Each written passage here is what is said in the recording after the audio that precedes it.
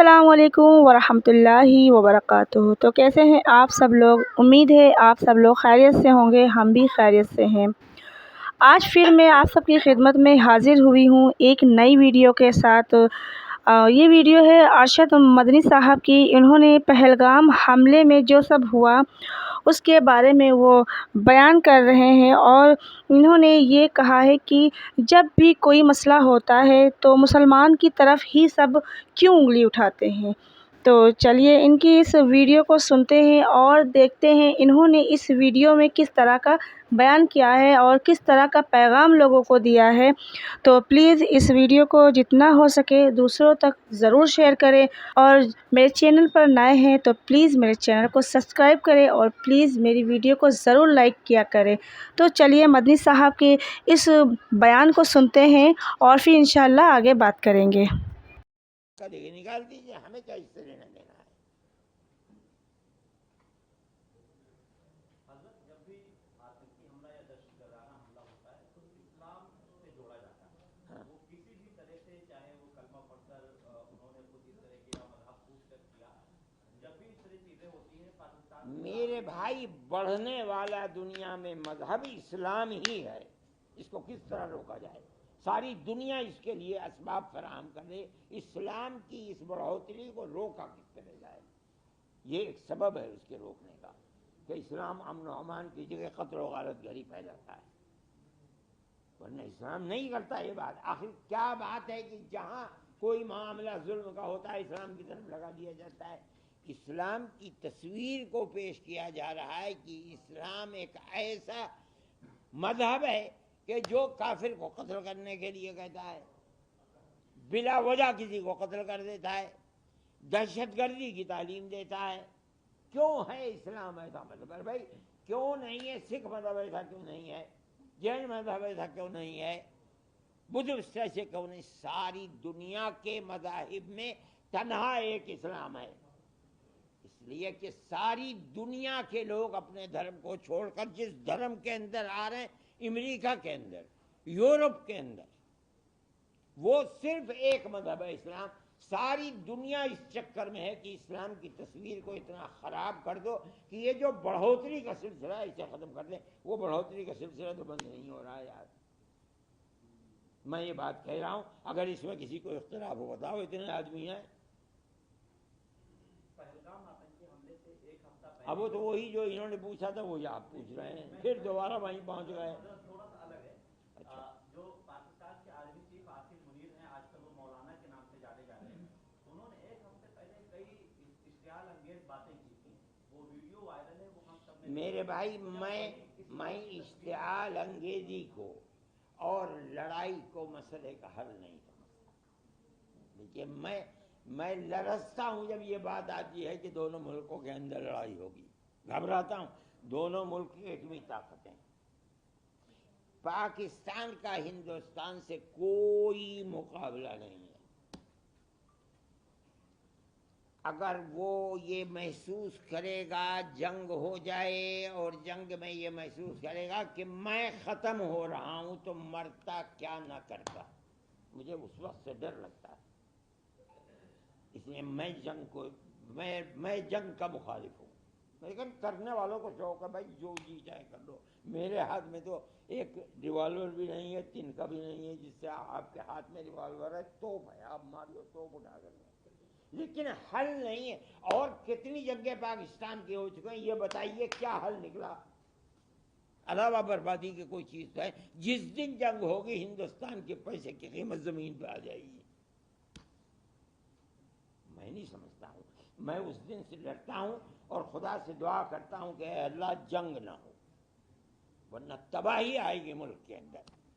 ہو سکتا ہے کہ آپ 10 قدم آگے بڑھ جائیں، ہو سکتا ہے کہ آپ گورنمنٹ کو ختم کر دیں، برباد کر دیں، لیکن آپ خود بھی بربادی آئے گی۔ پاکستان کو بھی تو سدھرنا چاہیے۔ اب سدھرنا چاہیے، میں کیا کہ مجھے بھی سدھرنا چاہیے، آپ کو بھی سدھرنا چاہیے، ہر ایک کو سدھرنا چاہیے۔ سدھرنا تو بہت بڑی چیز ہے، بہت اچھی چیز ہے۔ حضرت آپ نے کہا کہ اسرائیل اور فلسطین کو لے کر مسئلے کے سامنے بیان کیا تھا، اس کے بعد اسرائیل کے خلاف حماس جو ہے سامنے لڑائی ہوئی، لیکن ابھی کچھ دن پہلے کچھ ویڈیوز ایسے سامنے آئے جس میں حماس پاکستان کے کچھ مولانا اور کچھ ان کے ساتھ کھڑے ہوئے،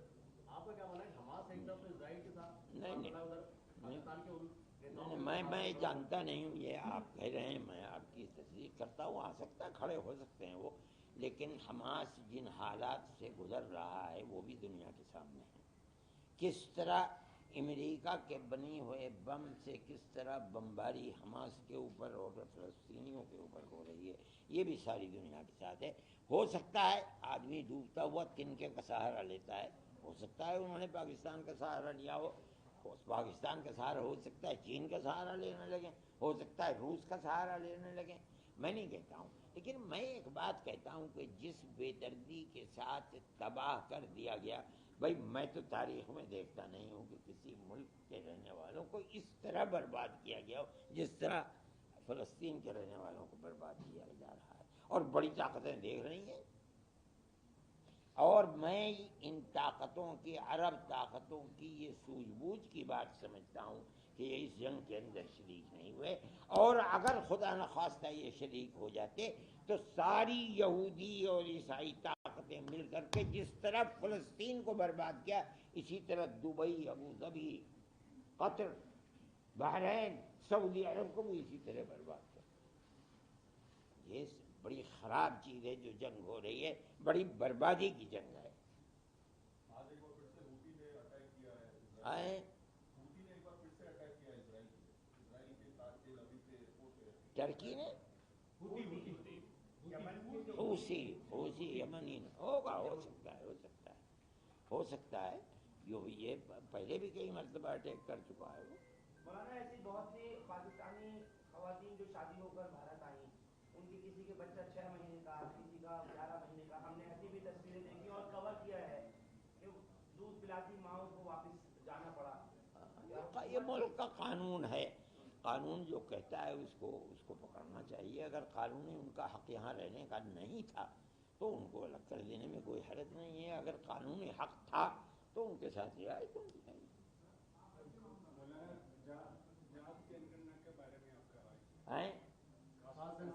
میں تو سیاسی آدمی ہوں، نہیں بول سکتے ہو پوچھتے ہوئے کوئی حرج نہیں ہے. میں اس میں کیا حرج سمجھتا ہوں، ذات کے اعتبار کیا ہوا اس کے اندر؟ بھائی اس میں کوئی حرج کی بات نہیں ہے، کس کے اندر کتنی ذات ہے. مسئلہ تو وہ ہے جو زیادہ ہیں، ظاہر ہے کہ زیادتی کی بنیاد کے اوپر انہیں حق زیادہ ملے گا. یہ اصل میں جو پریشانی کا مسئلہ ہے وہ تو یہ ہے کہ جو گری ہوئی ذاتیں ہیں جن کو قانون نے حق دیا ہے، لیکن اونچی ذات کے لوگ اوپر بیٹھ کر کے انہیں دبائے چلے جا رہے ہیں.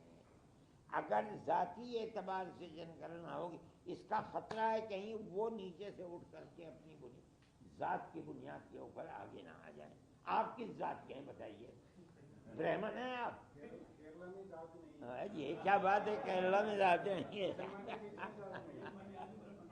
چلو ٹھیک ہے، کوئی بات نہیں ہے، بہت اچھی بات ہے. تو جنگ کرنا کیسے ہوگی کیرلا میں جب ذات ہی نہیں ہے تو؟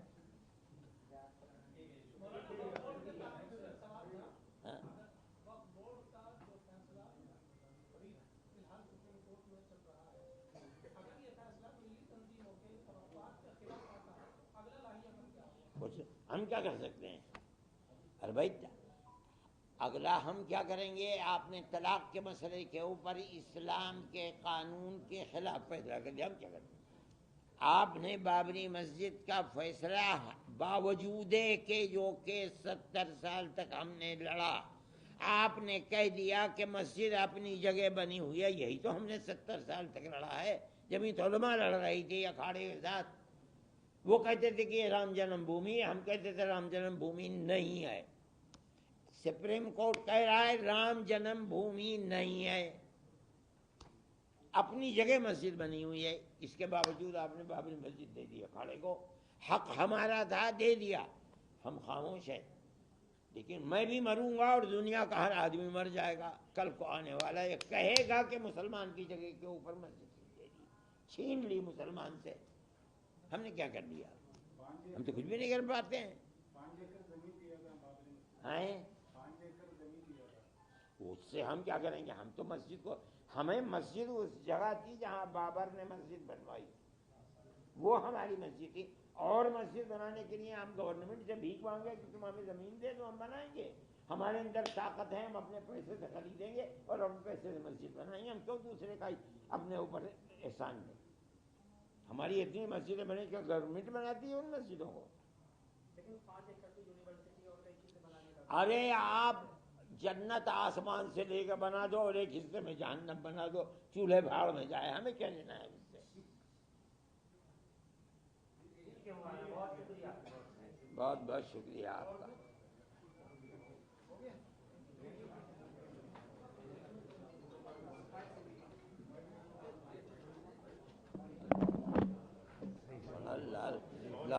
آپ لوگوں نے ارشد مدنی صاحب کے اس ویڈیو کو دیکھا اور سنا، اور انہوں نے یہی بات کہی ہے کہ اس دنیا میں سب سے زیادہ پھیلنے والا اگر مذہب ہے تو وہ اسلام ہے۔ اور پلیز اپنی رائے کمنٹ باکس میں ضرور دیں، اور ویڈیو اچھی لگے تو پلیز اسے لائک کریں اور چینل کو سبسکرائب کریں۔ پھر ملتے ہیں انشاءاللہ اگلی ویڈیو میں، جب تک کہ اللہ حافظ۔